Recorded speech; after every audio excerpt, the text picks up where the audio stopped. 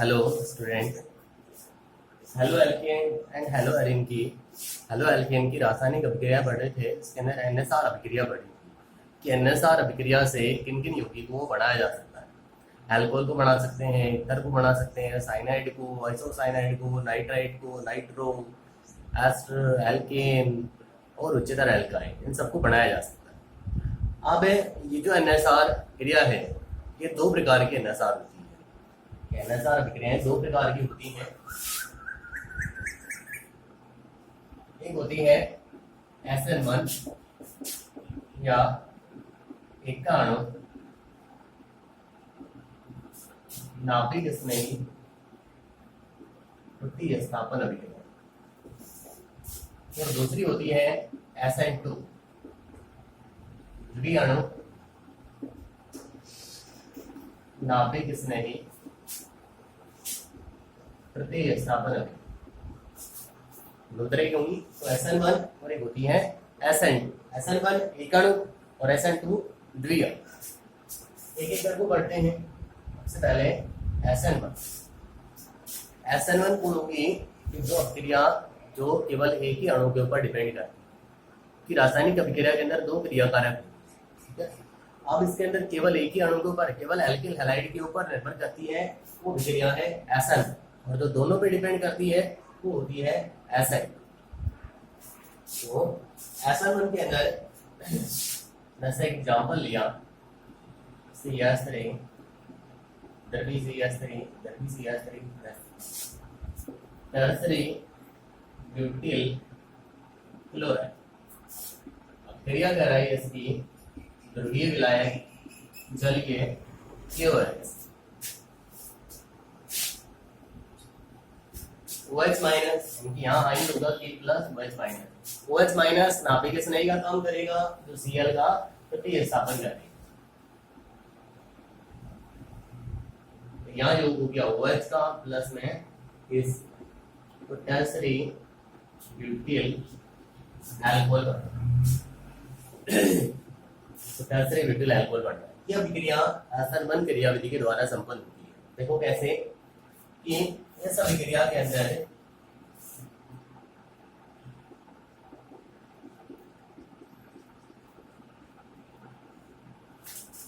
इस अभिक्रिया में क्या होगा कि टर्सरी ब्यूटिल क्लोराइड जो है वो जलीय कैसा एक ध्रुवीय विलायक है, जो आयन होती है K plus OH minus. OH minus नाभिक स्नेही का काम कर रहा है। इस नाभिक स्नेही के कारण कार्बन और Cl के बीच बंध ध्रुवित होता है, और कार्बन Cl के बीच बंध ध्रुवित होता है तो बंध को कौन अधिक वितरणी परमाणु Cl ले जाता है, इससे कार्बन के ऊपर पॉजिटिव चार्ज है।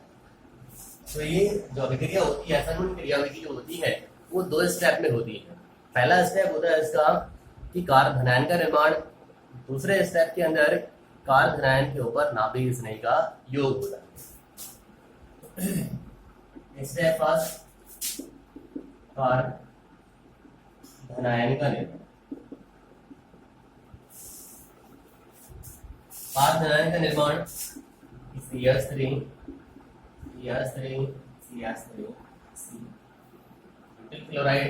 Butyl chloride. अब जो ध्रुवीय विलायक लिया वो कौन लिया? KOH लिया, जो आयनिक अवधि दे रहा है K प्लस और OH माइनस। OH माइनस किसका काम करेगा? नाभिक स्नेही का काम करेगा। इसके कारण कार्बन और हेलोजन बंध ध्रुवित होता है। कार्बन हेलोजन बंध ध्रुवित होता है, बंध को जाता है Cl। अब CH3 इधर CH3 इधर CH।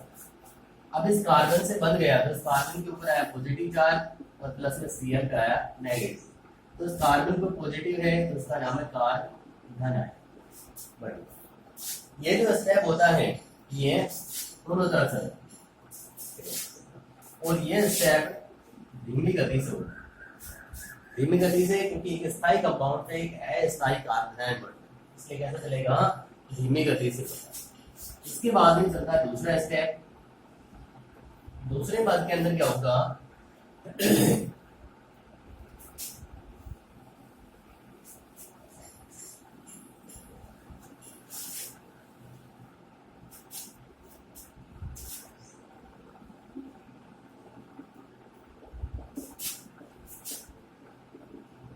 कार्बन आयन के ऊपर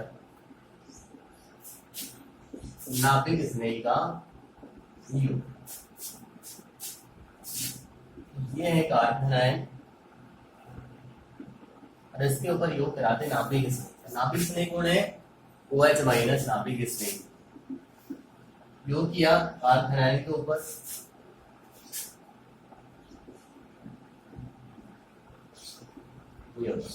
तो टर्सरी ब्यूटाइल अल्कोहल।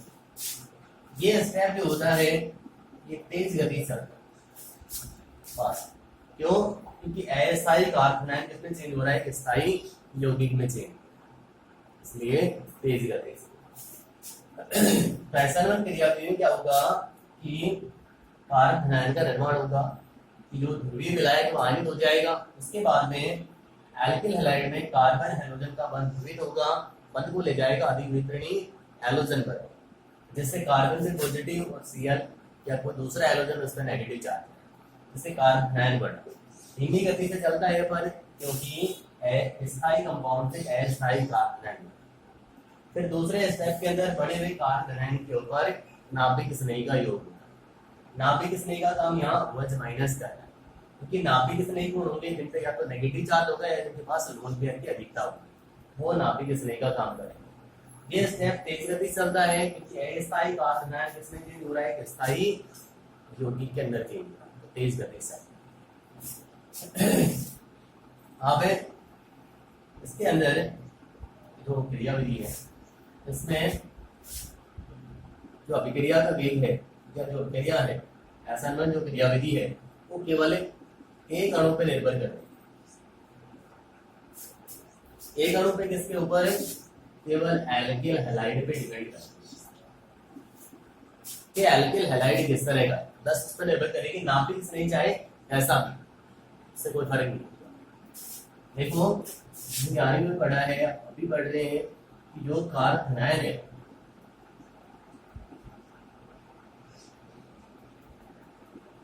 उनके स्थायित्व का क्रम क्या होता है?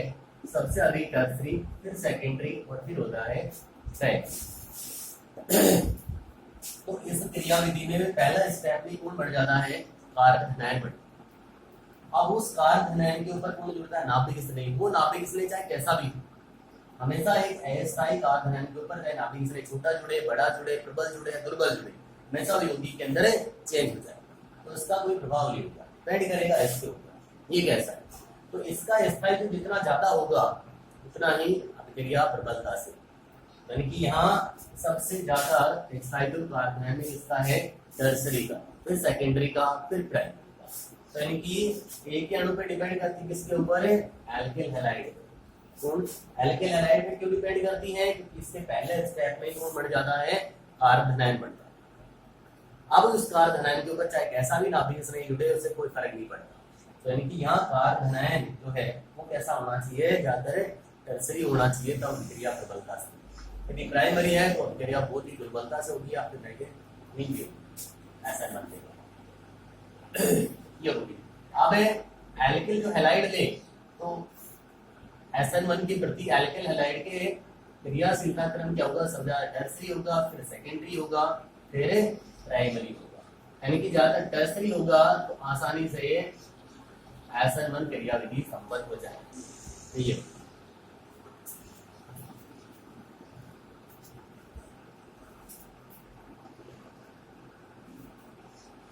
SN1 समझ में आ गई। उसके बाद बढ़ते हैं SN2 क्रियाविधि।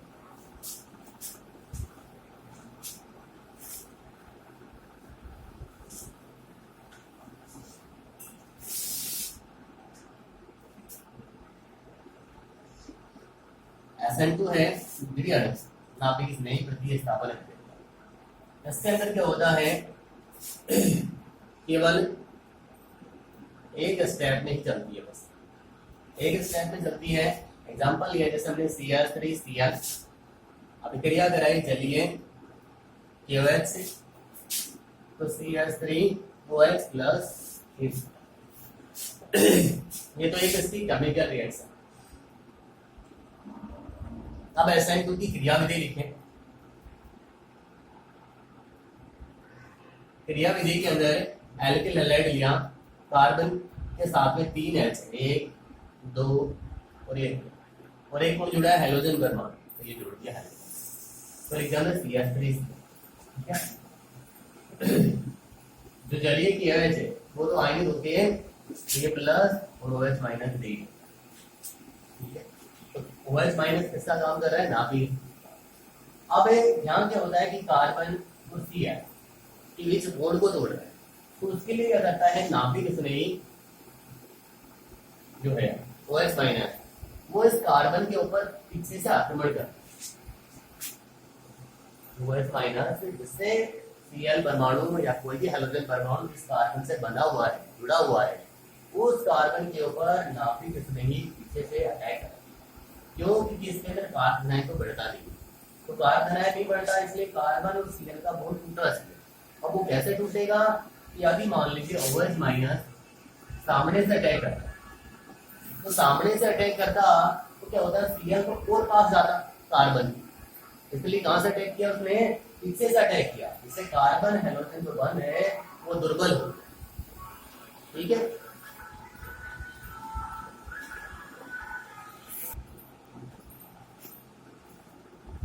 OH माइनस कार्बन के ऊपर पीछे से अटैक करेगा, सामने से नहीं, क्योंकि कार्बन Cl बॉन्ड पे प्रबल हो जाएगा। हमें तो इस Cl बॉन्ड को तोड़ना है, तोड़ने के लिए OH ने इस कार्बन के बाद, अब OH माइनस जैसे कार्बन के पास आता है तो कार्बन और Cl का बॉन्ड क्या होगा, वीक होगा, और एक स्टेज ऐसी आएगी जिसके अंदर कार्बन के साथ में Cl भी और OH दोनों दुर्बल बॉन्ड के द्वारा जुड़े होंगे, वो स्टेज कहलाती है संक्रमण अवस्था। यानी कि यहाँ इस C के साथ में एक H, ये दूसरा H, ये तीसरा H, C और Cl बॉन्ड वीक हो गया, इधर दुर्बल बंधों से कौन जुड़ गया, OH। तो ये जो अवस्था बनी उसका नाम है संक्रमण अवस्था। उसके बाद में CCl बॉन्ड हट जाता है, बचता कौन सा है, OH जुड़ा, तो C के साथ में इधर H, इधर H, इधर H, यहाँ जुड़ गया बॉन्ड, और प्लस में Cl माइनस हो गया अलग अलग, K प्लस के साथ मिलकर उसने बना लिया रिकॉर्ड है K प्लस Cl माइनस, तो अपना प्रोडक्ट अल्कोहल CH3OH। तो एल्किल हैलाइड के साथ में कार्बन हाइड्रोजन बंध को तोड़ने के लिए नाभिक इसने पीछे से हटाया, क्योंकि इसके अंदर कार्बन आयन का निर्माण तो होता नहीं है, इसलिए इसको तोड़ना पड़ता है। अब ये जो क्रियाविधि है ये दोनों के ऊपर डिपेंड करता है, क्योंकि यदि OH माइनस नाभिक स्नेही कैसा है, वीक है, दुर्बल है, तो दुर्बल है तो इसके ऊपर वो पूर्ण रूप से अटैक नहीं करता, यदि वो जितना ज्यादा प्रबल होगा उतना ही इसके ऊपर अधिक प्रभाव दर्शाएगा, तो यानी कि इसके ऊपर डिपेंड करेगी ये कैसा है, नाभिक। दूसरा हैलाइड के ऊपर, जो एल्किल हैलाइड है उन पे भी डिपेंड करेगी क्रियाविधि, कि एल्किल हैलाइड में ये जो कार्बन है इसके आसपास छोटे समूह जुड़े होने चाहिए, क्योंकि इस कार्बन के आसपास यदि बड़े समूह जुड़ गए तो फिर OH माइनस को या कोई दूसरे नाभिक स्नेही को यहाँ जुड़ने में दिक्कत आएगी। जैसे मान लीजिए यहाँ जुड़ गया CH, जैसे यहाँ तीन जो H है उनकी जगह तीनों CH3 जुड़े हैं, तो उसके पास तीन H है सभी के पास, और एक CH। तो देखो आप इस कार्बन परमाणु को चारों तरफ से घेर लिया। अब मान लीजिए कोई नाभिक इसलिए इसके ऊपर अटैक करने की कोशिश करता है तो उसे पूर्ण रूप से नहीं मिलता, उसके ऊपर पूर्ण रूप से अटैक नहीं करता, यानी कि दोनों पे डिपेंड करेगी। एल्किल हैलाइड ऐसा होना चाहिए जिसमें कार्बन के आसपास छोटे समूह जुड़े से कम बाधा उत्पन्न हो, क्योंकि जितने बड़े समूह जुड़ते जाएंगे उतनी ही बाधा उत्पन्न होती जाएगी, जैसे त्रिविम बाधक है। और नाभिक इसलिए ऐसा होना चाहिए जो प्रबलता से कार्बन के ऊपर अटैक कर सके, तो दोनों अणुओं पे डिपेंड करती है, इसलिए कौन सी होती है, द्वितीय अणु के नाभिक इसलिए प्रतिस्थापन की क्रिया है। तो ये फिर जो क्रियाविधि है वो एल्किल हैलाइड कोण से जितने आसानी से, सबसे आसानी से देखा CH3X, उसके बाद प्राइमरी, फिर सेकेंडरी और फिर इनकी क्रियाशीलता क्रम ये होगा, यानी कि सबसे आसानी के साथ किससे होगी, प्राइमरी के साथ, कठिनता किसके साथ होगी, टर्सरी के साथ। क्यों, कारण कोण है यहाँ त्रिविम बाधा, जैसे से बड़े समूह उड़ते जाएंगे उतनी ही बाधा उत्पन्न होती जाएगी, तो त्रिविम बाधा के कारण होगा ऐसा। अब मान लीजिए एक टर्सरी है, एक सेकेंडरी है और एक प्राइमरी, और आज बात करें तो ज्यादातर टर्सरी के साथ कौन सी क्रियाविधि होगी हमेशा? SN1 होगी। कहीं पे टर्सरी अल्किल हैलाइड और जलीय की वजह से NaOH दिया हुआ है और इसकी क्रियाविधि लिखनी है तो कौन सी लिखेंगे हम? SN1 ही लिखेंगे। और यदि प्राइमरी है तो कौन सी लिखेंगे? SN2 लिखेंगे। सेकेंडरी है तो फिर दोनों दे सकते हैं, SN1 भी और SN2। अब ये क्रम तो जो था ये अल्किल हैलाइड का था। अब मान लीजिए एल्किल समूह सेम हो और हैलोजन हो अलग, जैसे एक तो हो RCl, RBr और R। एल्किल समूह मान लीजिए सेम है तीनों के तीनों, CH3 CH3 CH3 तीनों सेम है, लेकिन हैलोजन अलग अलग है। तो फिर चाहे SN1 हो या फिर SN2, क्रियाशीलता क्रम क्या होगा? सबसे प्रबलता से कौन होगा? जिसका बॉन्ड वीक होगा, RI, उसके बाद RBr, उसके बाद RCl। ऐसा क्यों है? क्योंकि I का आकार है बड़ा, तो R और I के बीच जो बॉन्ड है वो दुर्बल है, बजाय किसके? RBr और RCl। इसी तरह RCl की बजाय RBr प्रबलता से देगा, उसका बड़ा आकार है RCl। तो इसलिए सबसे आसानी से होगी RI, फिर RBr, फिर RCl। RF के साथ तो क्रिया होती ही नहीं होगी। तो योगी क्रियाविधि SN1 भी और SN2 भी। अब मान लीजिए दोनों क्रियाविधियों के अंदर अंतर पूछा है।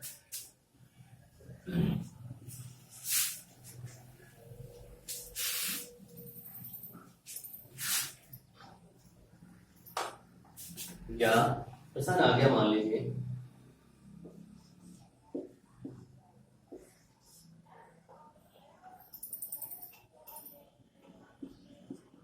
ये दो दे दी कि बताइए SN2 अभिक्रिया के लिए कौन अधिक क्रियाशील? तो चाहे बताए कि SN1 हो या SN2, क्रम क्या होगा? सब ज्यादा क्रियाशील कौन है? I। अब यहाँ देखिए एल्किल समूह तो सेम है, एक ही श्रृंखला है, लेकिन यहाँ Br है, यहाँ I, तो ये हो जाएगा अधिक। अब मान लीजिए दिया है इस तरह से,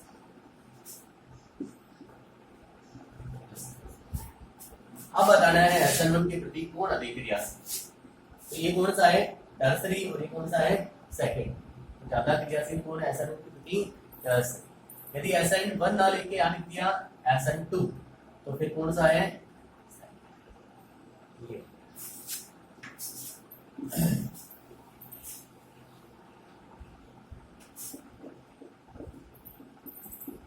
SN1 नाम भी पता है कैसी है? एक अणु। ये कैसी है? द्वितीय अणु।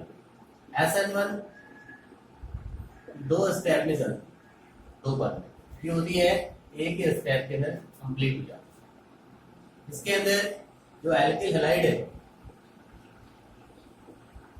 उनकी क्रियाशीलता क्रम टर्सरी, फिर सेकेंडरी और फिर प्राइमरी, ये होता है। इसके अंदर प्राइमरी, फिर सेकेंडरी और फिर टर्सरी क्रम है।